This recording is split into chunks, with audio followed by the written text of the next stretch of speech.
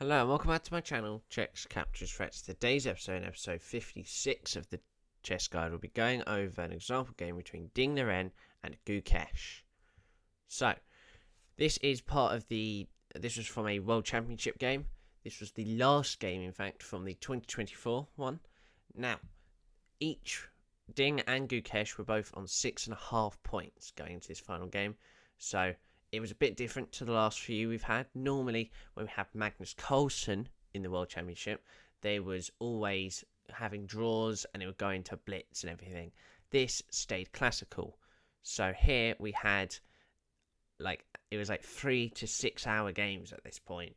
So it was long and hard working here. And as you can see on the right here, looking at the accuracy, that's how accurate they can get. 98.2 for Gukesh and 95.1 for Ding here.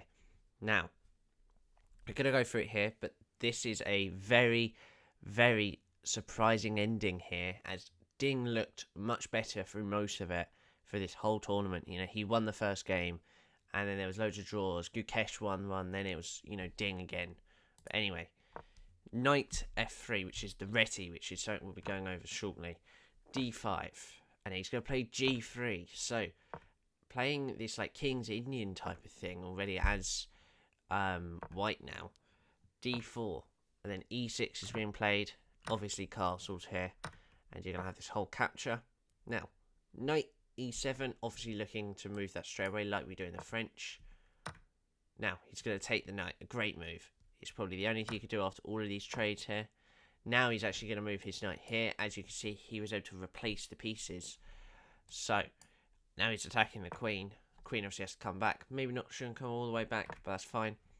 D4. Pushing past the C4 pawn. E3.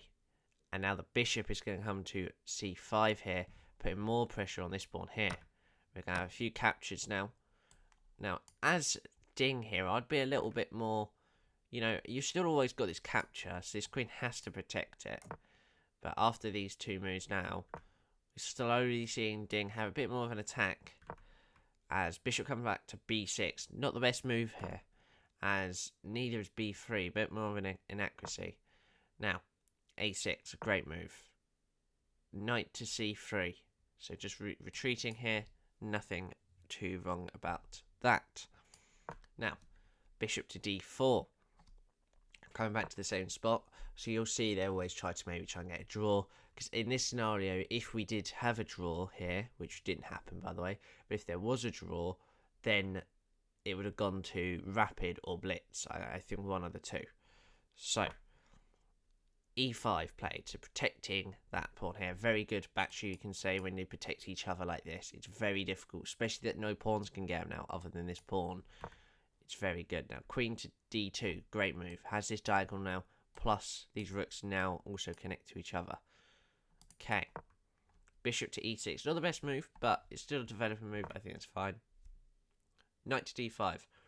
Outpost, very good. Obviously can be captured, but it won't be because then we have this almost thing here. Now, B5. Captures happening. Obviously, he could do that. Now, it looks a bit weird because you're thinking, right, he could just take. But after this whole thing here, if we play it out, we have this, which actually Ding is up a pawn.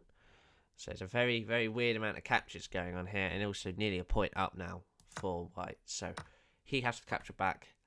Now another weird move here, as he actually can't capture again, as we'll see this.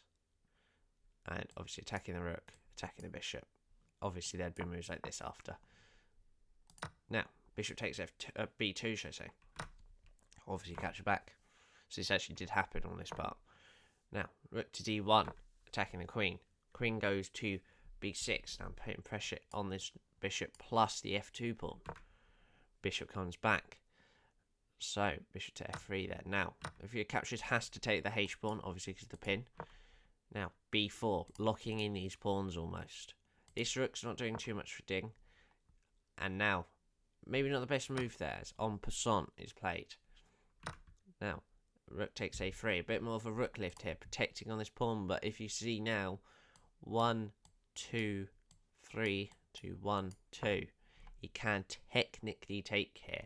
And my guess is that because there is no way in really at all that rook d3 will be played, but I don't know. Now queen to d4 here. So obviously couldn't take this time, I don't think. Now b4. Queen just takes it. Now the reason he's done that is that he can now get his rooks in a bit better position without it all being jumbled up next to his a3 rook. Now he's going to play rook a8 as ding here. So now after his capture, looks like a very even endgame here. Now honestly, this here quite, there's nothing too bad about this here. Rook comes to c7. Obviously bishop comes back, as we can see here, protecting this pawn, stopping anything from happening. And my guess is that these sort of moves will be happening soon. Now there's a check on the board. He does not accept the trade here, as Gukesh is still wanting that fighting chance. Rook to e1 now. Rook to b4.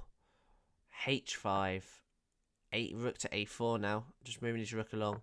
I think Ding here thinks it's a draw. Now bishop goes to f3. King to h6. He's getting a push soon. Rook to e6. Rook to c4. g4 now attacking here. And as the bishop attacks the rook can go to d6 now. Now the bishop goes to b7. The king now coming up here. f3, quite a nice move. Now an even better move here, f5. Technically black is winning, if you can see here, but by 0.1, so it's not really anything. Now obviously the issue here with black is he can't get his king into action because of the rook, and also both these pawns stop it. And even if you get close, I mean, you've got this bishop here. So rook goes to b4. Now, a nice move here, bishop to f7, manoeuvring this bishop into a nicer spot. A check played on the board. King to f6 after this, and there's just going to be a few repeats nearly. Ding trying to get this draw. Bishop to e6 played. Now, rook to b2, attacking the b7 bishop. And it goes all the way up to a8. King now moving a little bit. So you see they're always adjusting a little bit for position here. Now, king goes to e5. Mistake. The biggest mistake in the whole championship. Rook to f2. Now it doesn't look anything bad here, but I'm gonna play it for you here. We capture back. You think, okay, that's fine.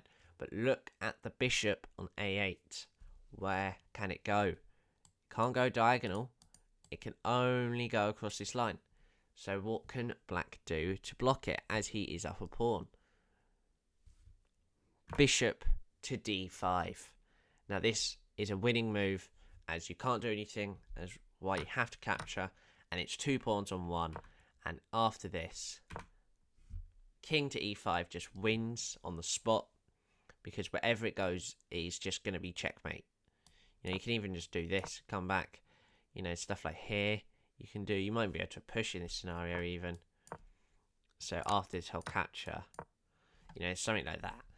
Now, what we learned from this game here is, you've got to bide your time. There's a lot to do in this. So it's actually this move, by the way. I was getting it wrong, because you have the opposition almost. So, anyway, now, hopefully you understand what that was about. We had points where if I go back down to here, for example, it looked quite even. We didn't look like there was going to be anything. It's minus 0.07 at the minute, so no one's really winning. Now, we got quite far here, so it was a good game. I feel like it should have been a draw realistically, but Ding, probably being towards the end of that championship, it was probably a bit tiring, and he was looking for a draw, and he might have just had that one loss of confidence. Again, his bishop was on a8, and in the end blunders his sort of the game almost. Now, it's unlucky. It will always happen. It's like same thing sort of with Bobby Fischer with his bishop. Now, he didn't lose that as Ding. He only had to trade it, but as we saw, being that pawn up at the end where he won it over here, like this part, that cost him a lot already, just that, and then seeing moves all the way up, going up to this. There we are. So That's it for today's episode. Hopefully you enjoyed this game by Ding Liren and Gukesh.